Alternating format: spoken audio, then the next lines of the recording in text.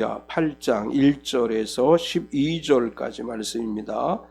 느헤미야 8장 1절에서 12절까지 제가 가지고 있는 성경 구약성경 737페이지 738페이지에 있습니다. 느헤미야 8장 1절에서 12절까지 우리가 같이 합독하겠습니다. 이스라엘 자손이 자기들의 성읍에 거주하였더니 일곱째 달에 이르러 모든 백성이 일제히 수문 앞 광장에 모여 학사 에스라에게 여호와께서 이스라엘에게 명령하신 모세의 율법책을 가져오기를 청하매 일곱째 달 초하루에 제사장 에스라가 율법책을 가지고 회중 앞 곧 남자나 여자나 알아들을 만한 모든 사람 앞에 이르러 수문 앞 광장에서 새벽부터 정오까지 남자나 여자나 알아들을 만한 모든 사람 앞에서 읽음에 뭇 백성이 그 율법책에 귀를 기울였는데 그때 학사 에스라가 특별히 지은 나무 강단에 서고 그의 곁 오른쪽에 선 자는 마띠랴와 스마와 아나야와 우리야와 힐기야와 마아세야요 그의 왼쪽에 선 자는 부다야와 미사엘과 말기야와 하숨과 하스바다나와 스가랴와 무술람이라. 에스라가 모든 백성 위에 서서 그들 목전에 책을 펴니 책을 펼 때에 모든 백성이 일어서니라.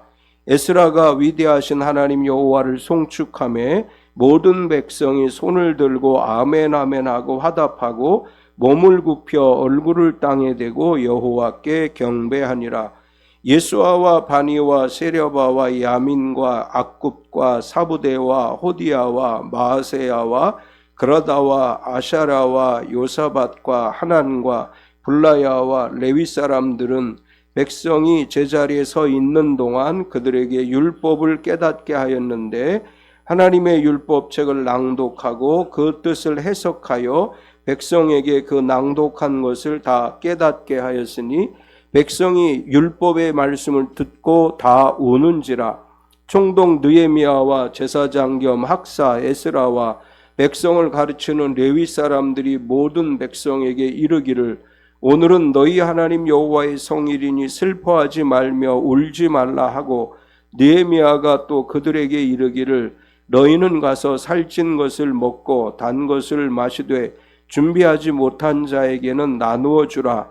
이날은 우리 주의 성일이니 근심하지 말라.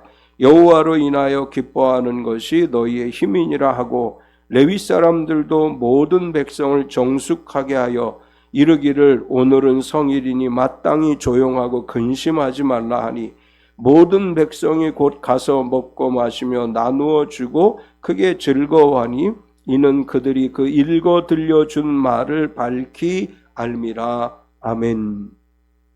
우리 은혜 찬양하고 말씀 나누겠습니다.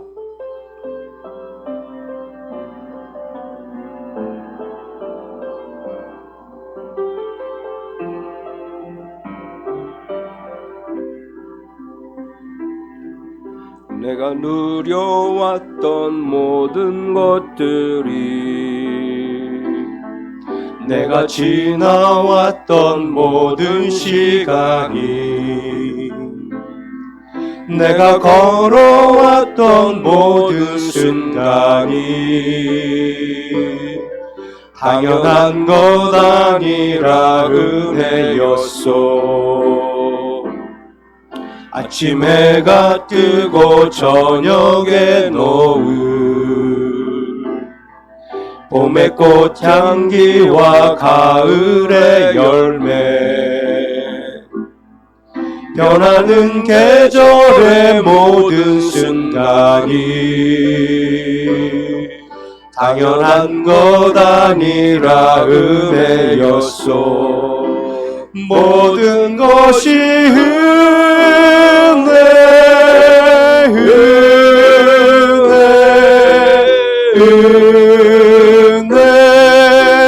한없는 은혜 내 삶에 당연한 것 하나도 없었던 것을 모든 것이 은혜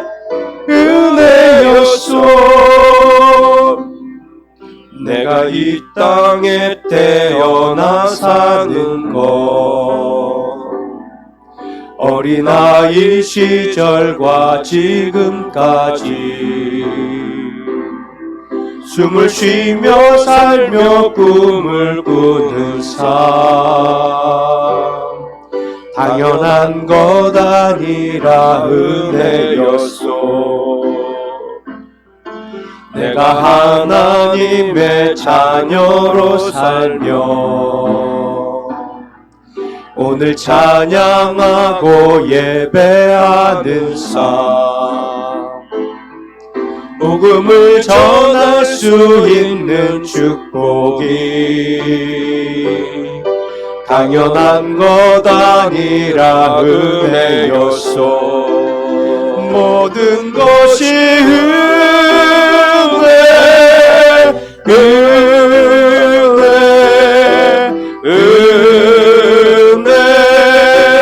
한없는 은혜, 내 삶에 당연한 것 하나도 없었던 것을 모든 것이 은혜였소. 아멘.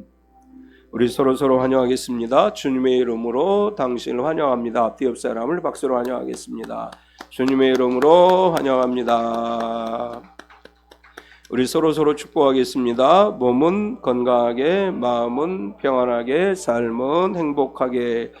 이번 한 주간이 거의 다 쉬는 주간이죠. 이 명절 연휴 기간 동안에 건강하고 평안하고 행복하게 지내시기를 축원합니다. 아멘. 느헤미야는 아닥사스다 왕 때의 술 맡은 관원이다, 이렇게 소개를 했습니다. 이제 아닥사스다 왕은 페르시아의 왕으로서, 특별히 아닥사스다 왕 시대의 성경에 나오는 인물은 에스라와 느헤미야가 있습니다. 이 아닥사스다 왕은 유대인들에게 비교적 호의적인 것으로 알려져 있고, 에스라가 페르시아에서 예루살렘에 돌아올 수 있었던 것도 아닥사스다 왕의 배려로 이루어진 것이고, 느헤미야가 예루살렘에 돌아와서 성벽을 재건하는 일을 할 수 있었던 것도 역시 아닥사스다 왕의 배려로 이루어진 것입니다. 예루살렘 성전은 수룹바벨이라고 하는 사람이 이제 돌아와서 예루살렘 성을 완성을 이제 재건을 했죠. 그런데 예루살렘 성전은 재건되었지만 성벽은 재건되지 않았습니다. 그래서 돌아온 유대인들이 예루살렘에 거주하면서 많은 어려움을 겪게 되죠. 이제 이럴 때에 느헤미야가 자기 동생이 예루살렘에서 돌아와서 뭐라고 얘기하느냐 하면, 예루살렘 성이 불탔고 방치되어져 있고 버려져 있다, 이렇게 동생이 와서 이야기를 합니다. 그 말을 듣고 느헤미야는 금식하며 기도를 해요. 하나님, 예루살렘 성을 다시 회복할 수 있게 해 주옵소서라고 기도하는데, 하나님께서 그의 기도를 들으사 아닥사스다 왕의 배려로 예루살렘에 돌아와서 성벽 재건 작업을 하게 됩니다. 이제 느헤미야가 성벽 재건 작업을 할 때 이제 호론 사람 산발락과 암몬 사람 도비야, 아라비아 사람 게셈이라고 하는 당시에 이 팔레스틴 쪽에 있었던 사람들이 이 성벽 재건을 반대하고 또는 이 성벽 재건 작업을 비웃었습니다. 그런 가운데서도 느헤미야와 마음을 같이 한 사람들이 한 마음이 돼서 성벽 재건 작업을 완성하게 되고, 느헤미야는 자신이 예루살렘에 온 것과 성벽을 재건한 것은 다 이렇게 표현을 해요. 하나님의 선한 손의 도우심으로 이것을 이루었다, 이렇게 고백을 합니다.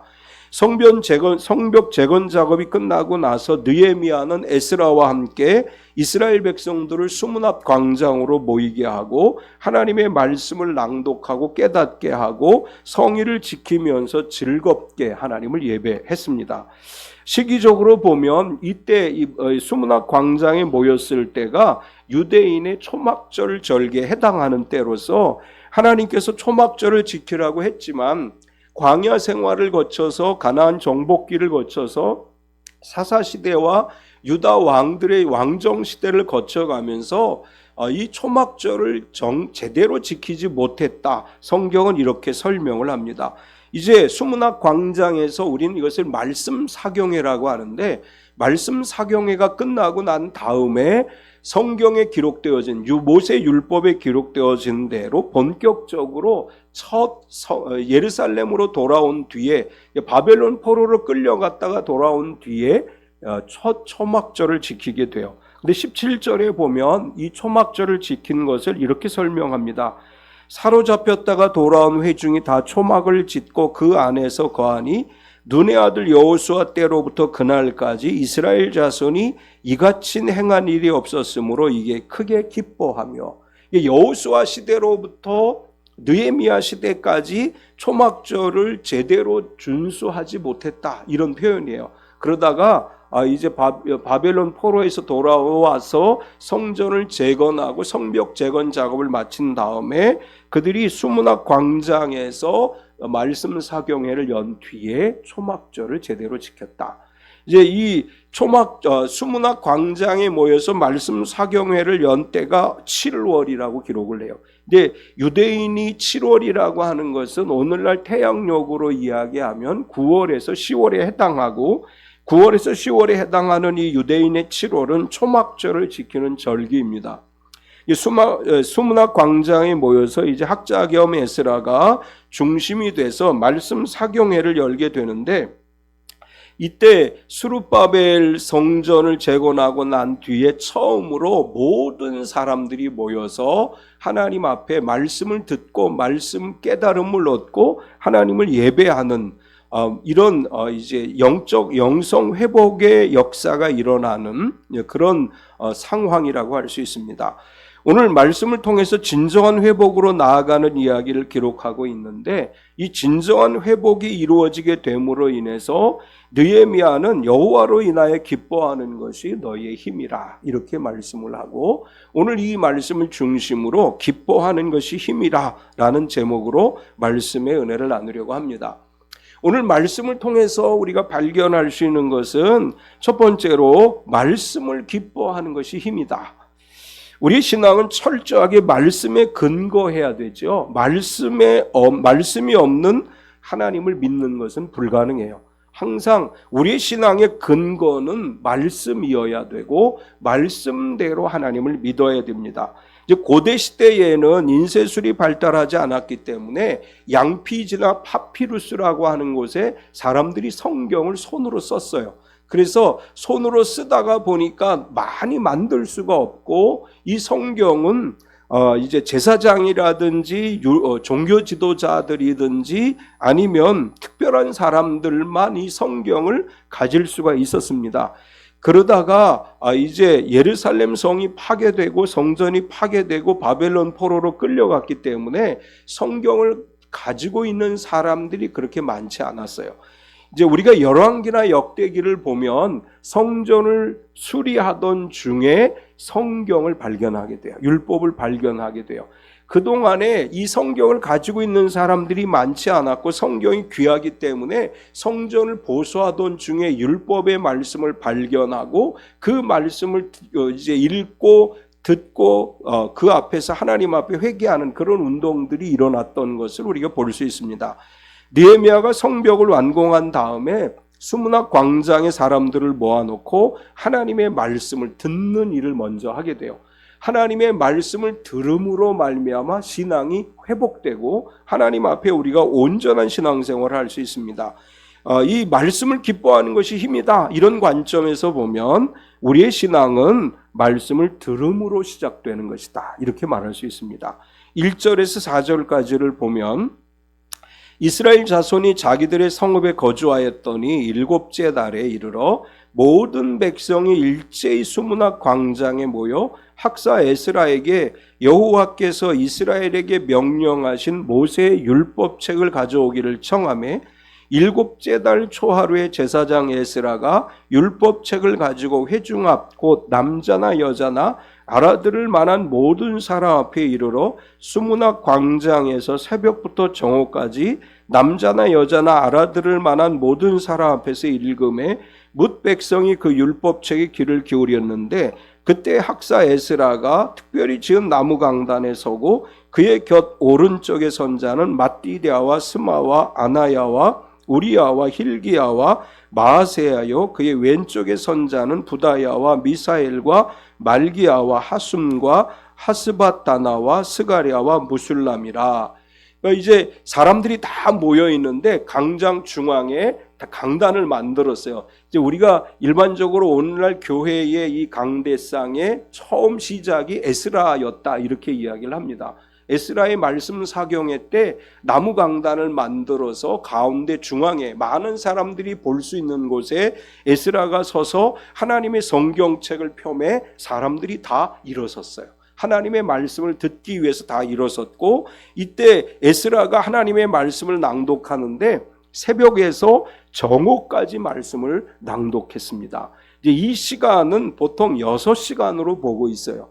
6시간 동안 사람들이 광장에 모여서 하나님의 말씀을 듣는 시간을 가졌습니다. 우리 1시간도 듣기 힘들죠. 요즘 얼마나 이 말씀 듣는 게 쉽지 않은 거예요. 그런데 6시간 동안이나 모여서, 그것도 광장에 모여서 하나님 말씀을 들었습니다.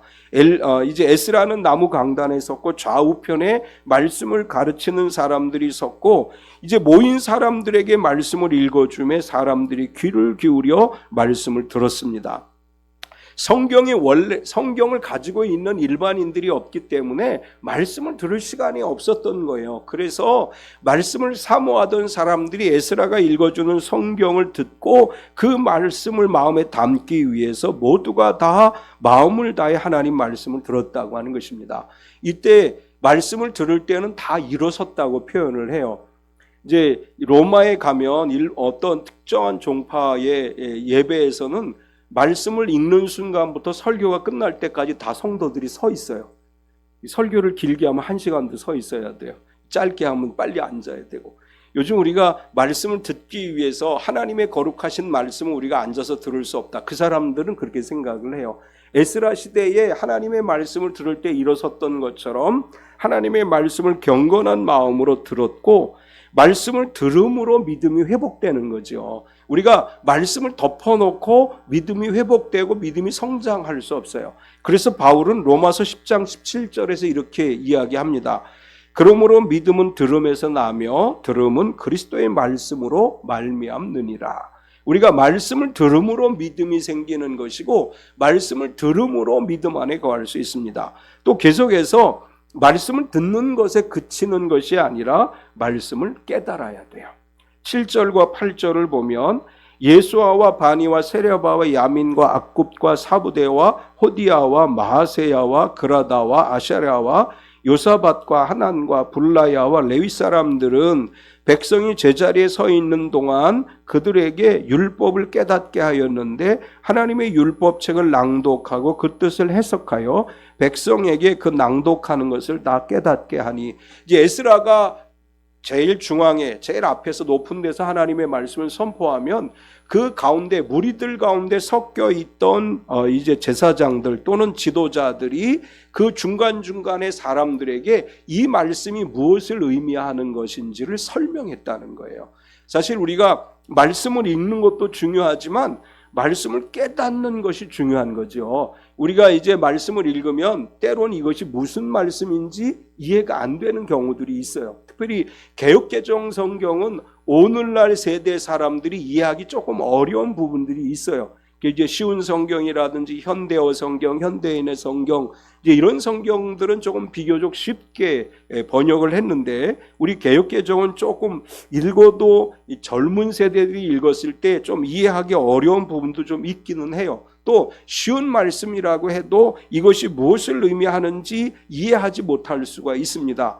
우리가 하나님의 말씀을 읽을 때 항상 이런 마음으로 읽어야 돼요. 성령님께서 이 말씀들을 나에게 깨닫게 해 주옵소서라고 기도하면서 말씀을 읽고 묵상해야 되고, 이제 이 제사장 에스라가 가운데서 하나님 말씀을 낭독할 때 중간중간에 있던 사람들이 말씀을 깨닫게 해 주는 일을 했는데, 오늘 우리는 이것을 설교라고 이야기를 해요. 하나님의 말씀을 깨닫게 해주고 알게 해주고 설명해 주는 것을 우리가 설교라 이렇게 말하는데, 사람들은 다 에스라가 말씀을 전하고 또 중간중간에 있는 지도자들에 의해서 말씀을 깨닫게 되고, 그래서 하나님의 말씀을 깨달음으로 은혜를 받는 거예요. 하나님의 말씀을 깨닫고 은혜를 받고, 그렇게 함으로 인해서 말씀에는 힘과 능력이 있다는 것을 알게 됩니다. 히브리서 4장 12절에 보면 하나님의 말씀은 살아있고 활력이 있어 좌우에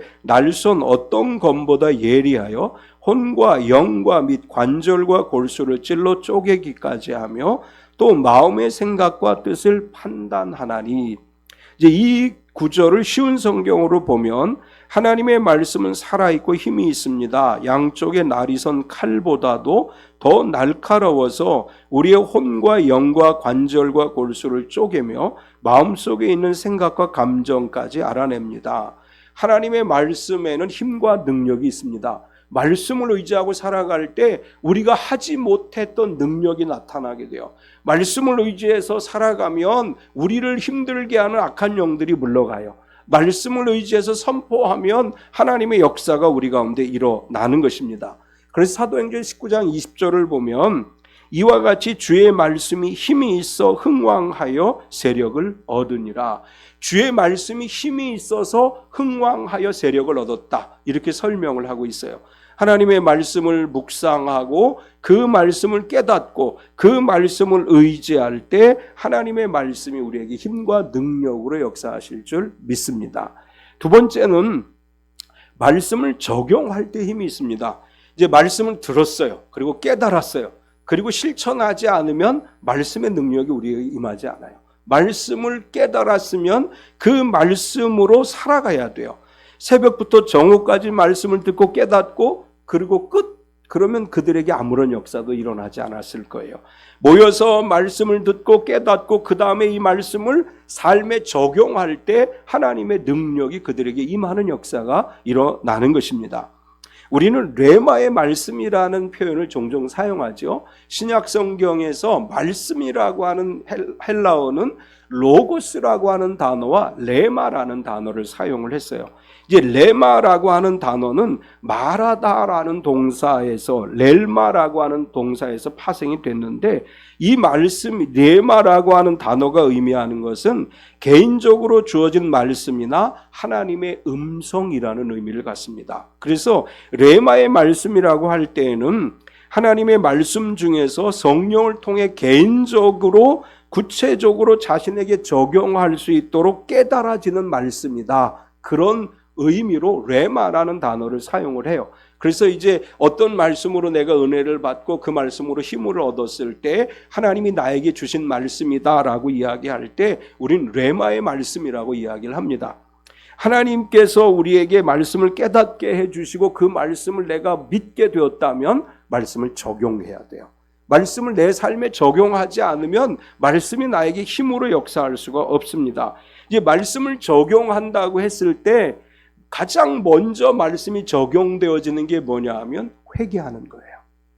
구절을 보면 백성이 율법의 말씀을 듣고 다 우는지라 총독 느헤미야와 제사장 겸 학사 에스라와 백성을 가르치는 레위 사람들이 모든 백성에게 이르기를 오늘은 너희 하나님 여호와의 성인이 슬퍼하며 울지 말라.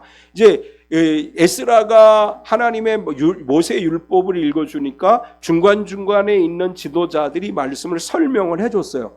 설명하는 말씀을 들었을 때 그들이 가장 먼저 어떤 반응을 보였느냐 하면 울었다고 기록을 했어요.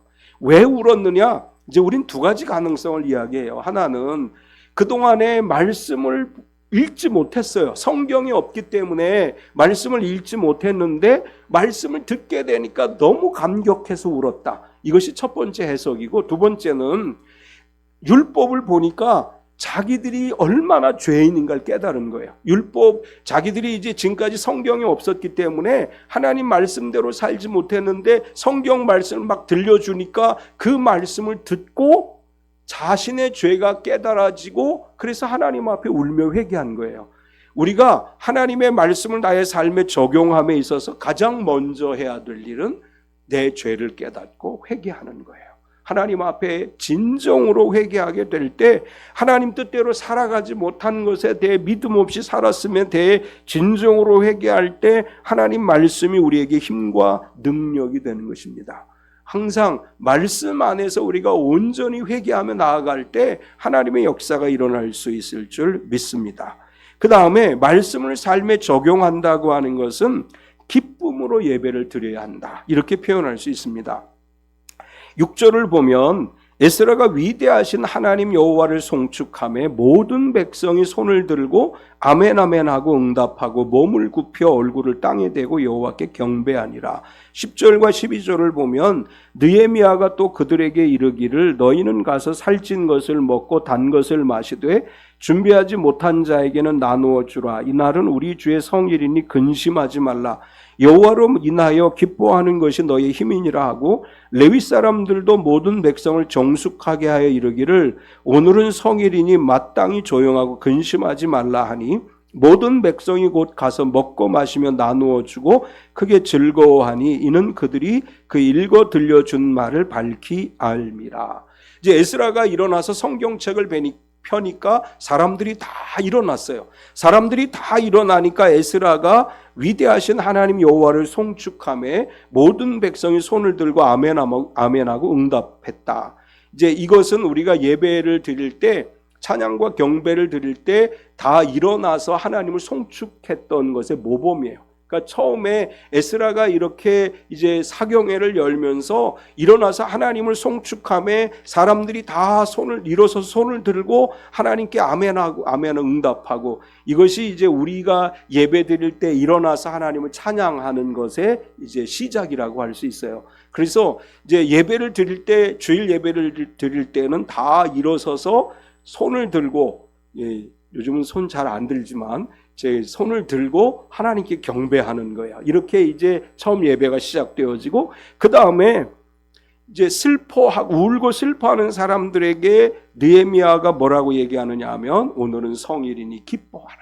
우리의 예배는 기쁨의 예배가 돼야 돼요. 하나님 앞에 나와서 예배할 때 이 예배가 지루하고 힘들고 너무나 견디기 어려운 예배가 되어서는 안 되고 즐거운 예배가 돼야 돼요. 하나님을 찬양할 때 즐겁게 찬양하고, 기도할 때 즐겁게 찬양하고, 말씀을 들을 때 즐겁게 말씀을 들어야 돼요. 이 말씀이 내게 은혜가 되고 우리가 드리는 예배가 즐거움의 예배가 되고, 또 서로 교제하는 것, 우리가 주 안에서 예배를 드리는 것으로 끝나는 게 아니고 서로 교제하는, 초대교회는 교제하는, 코이노니아 하는 교회였죠. 서로 교제할 때 즐거움이 있어야 돼요. 힘들고 어려운 일주일의 삶을 살고 주님 앞에 나왔을 때 우리의 서로 말로 위로가 되고 격려가 되고, 그래서 예배가 즐거워지고 모이는 것이 즐거워지고, 이렇게 하나님 앞에 예배 드리는 거, 이것이 말씀을 삶에 적용하는 것입니다.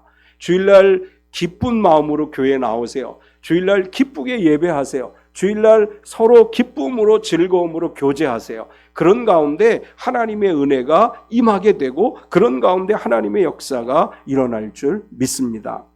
또 우리가 말씀을 삶에 적용한다고 하는 것은 예배에 나눔이 있는 것을 이야기합니다. 느헤미야는 준비하지 못한 자에게 나누어 주라, 이렇게 말씀을 하죠. 10절에 보면 느헤미야가 또 그들에게 이르기를 너희는 가서 살찐 것을 먹고 단 것을 마시되 준비하지 못한 자에게는 나누어 주라. 이날은 주의 성일이니 근심하지 말라. 여호와로 인하여 기뻐하는 것이 너희 힘이니라 하고, 12절에 보면 모든 백성이 곧 가서 먹고 마시면 나누어 주고 크게 즐거워하니 이는 그들이 그 읽어 들려준 말을 밝히 알미라. 준비하지 못한 사람들에게는 있는 준비해 온 사람들이 나누어 주라. 그래서 같이 자기의 것을 나누었어요. 초대교회도 특징이 뭐예요? 나눔의 공동체였죠. 모여서 함께 나누었어요. 교회의 예배라고 하는 곳에는 나눔이 있어야 돼요. 진정한 나눔이 있는 것이 하나님이 기뻐하시는 예배예요. 따라서 히브리서 13장 12절을 보면, 16절을 보면 오직 선을 행함과 서로 나누어 주기를 잊지 말라. 하나님은 이 같은 제사를 기뻐하시느니라. 우리가 선을 행하고 나누어 주는 것이 하나님을 기쁘시게 하는 제사라고 말했어요. 우리 가진 것이 많지 않아도 하나님 안에서 주님의 이름으로 나누고 베푸는 것, 이것이 하나님을 기쁘시게 하는 예배이고 이것이 말씀을 삶에 적용하는 것인 줄 믿습니다. 세 번째는 하나님을 기뻐하는 것이 힘이다, 이렇게 말씀을 해요. 느헤미야는 하나님의 말씀을 듣고 눈물을 흘리며 회개하는 백성들에게 오늘은 성일이니 울지 말라 이렇게 말하고 여호와를 기뻐하는 것이 너의 힘이라고 말했습니다.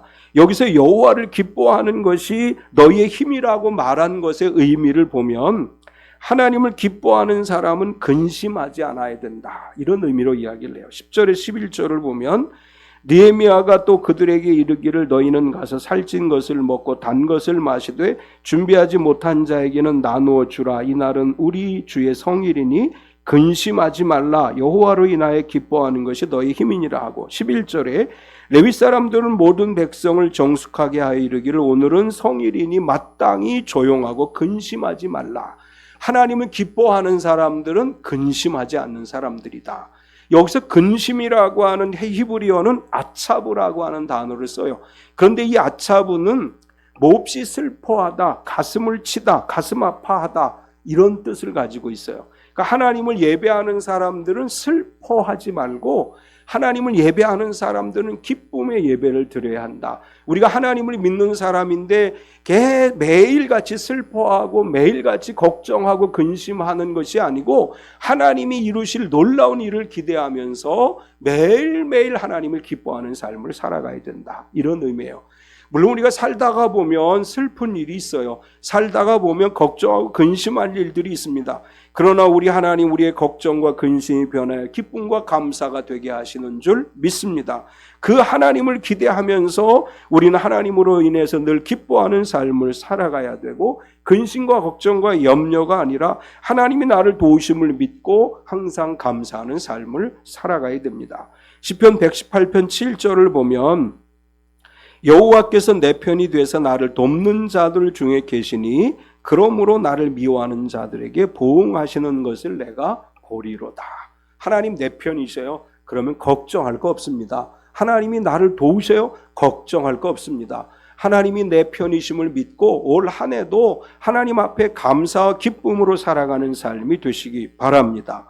또 여기서 힘이라고 하는 단어는 보호자라는 의미가 있어요. 힘이란 히브리어 단어는 마우체크라고 하는 단어를 썼어요. 그런데 이 마우체크라고 하는 단어는 마우즈라고 하는 단어가 원형인데 안전한 장소 또는 방편, 보호자라는 의미를 갖습니다. 하나님을 기뻐하는 것이 나의 힘이다라고 하는 말의 히브리어의 의미는 하나님을 기뻐함으로 그분이 나의 보호자가 되시고 나의 방패가 되시고 하나님의 보호를 받는다, 그런 의미가 있어요. 하나님이 나의 힘이라고 하는 말은 내 편이시고 나의 보호자이시고 나를 돕는 분이시기에 내가 그분으로 인해서 안전하게 거하게 될 것이고 그분으로 인해서 어둠의 영이 나를 지배하지 못하고 그래서 하나님의 은혜 가운데 살아가게 되리라, 이렇게 말씀한 것입니다. 이것은 시편에 많이 등장하는 여호와는 나의 반석이시니 이 단어와 같은 의미를 가져요. 하나님은 우리의 힘이십니다. 그분은 나의 보호자이십니다. 이제 명절이 돼서 차를 몰고 여러 곳에 다닐 때 하나님이 우리와 함께 하셔서 안전하게 다니게 하실 줄 믿습니다. 삶의 모든 순간에 주님이 나의 보호자가 되시고 나의 방패가 되시고 우리를 보호해 주심으로 하나님 안에서 힘을 얻게 될 줄로 믿습니다. 또 이 단어가 갖는 또 다른 의미는 산꼭대기라고 하는 의미가 있어요. 이제 이 구절을 해석할 때 이렇게 해석이 가능합니다. 성의를 지키는 것은 여호와를 기뻐함으로 높이 계신 하나님께 영광을 돌리는 것이다, 이런 의미가 있어요. 우리가 하나님을 기쁘게 예배하는 것은 하나님께 영광을 돌려드리는 거예요. 우리가 하나님께 영광을 돌려드리는 것이 우리의 힘이다. 이제 웨스트민스터 교리문답 제1번을 보면 사람의 제일 되고 가장 높은 목적은 하나님을 영화롭게 하고 주님만을 영원토록 온전히 즐거워하는 것이다, 이렇게 고백을 하고 있습니다. 우리의 삶이 하나님의 이름을 높이는 삶이 되기를 원합니다. 우리의 삶을 통해 하나님이 영광을 받으시고 그의 이름이 영화롭게 되기를 원합니다. 우리가 하나님을 기뻐하는 것은 즐겁게 성의를 보내는 것이고 하나님을 영화롭게 하는 것이고 그것이 곧 우리의 힘이 되고 능력이 되는 것입니다. 여호와로 인하여 기뻐하는 것이 너희의 힘이라고 하는 말씀의 결론적으로 하나님과의 관계에서 기쁨을 누리는 것이 영적 힘의 근원이다, 이렇게 말할 수 있습니다. 우리가 말씀을 기뻐하고 기쁘고 즐겁게 예배를 드리고 하나님을 기뻐하는 것이 우리의 힘입니다. 하나님은 나의 보호자시기에 근심하고 슬퍼하지 말고 감사와 기쁨과 즐거움으로 주님을 예배할 때 하나님이 주시는 능력과 힘을 덧입게 될 것이고 하나님이 주시는 그 힘으로 말미암아 세상 가운데 나아가 승리하는 삶이 되시기를 축원합니다. 참 좋으신 하나님 감사합니다. 오늘 하나님께서 느헤미야를 통해서 우리에게 말씀하신 것처럼 우리가 말씀을 듣기를 즐거워하게 하시고 들은 말씀을 깨달아 알고 그 말씀을 삶에 적용하게 하시되 하나님의 이름을 높여드리며 하나님을 기뻐함으로 하나님이 주시는 힘과 능력을 가지고 이 험한 세상에서 늘 승리하는 삶을 살아가게 하여 주시옵소서. 나의 힘이신 여호와여, 나의 반석이신 여호와여, 내 편이신 하나님이여, 우리가 하나님만 바라보고 의지하며 살아가게 하시고 매 순간순간 어떤 위기 속에서도 하나님의 도우심으로 승리하는 믿음의 삶이 되게 하여 주시옵소서. 예수님의 이름으로 기도드리옵나이다. 아멘.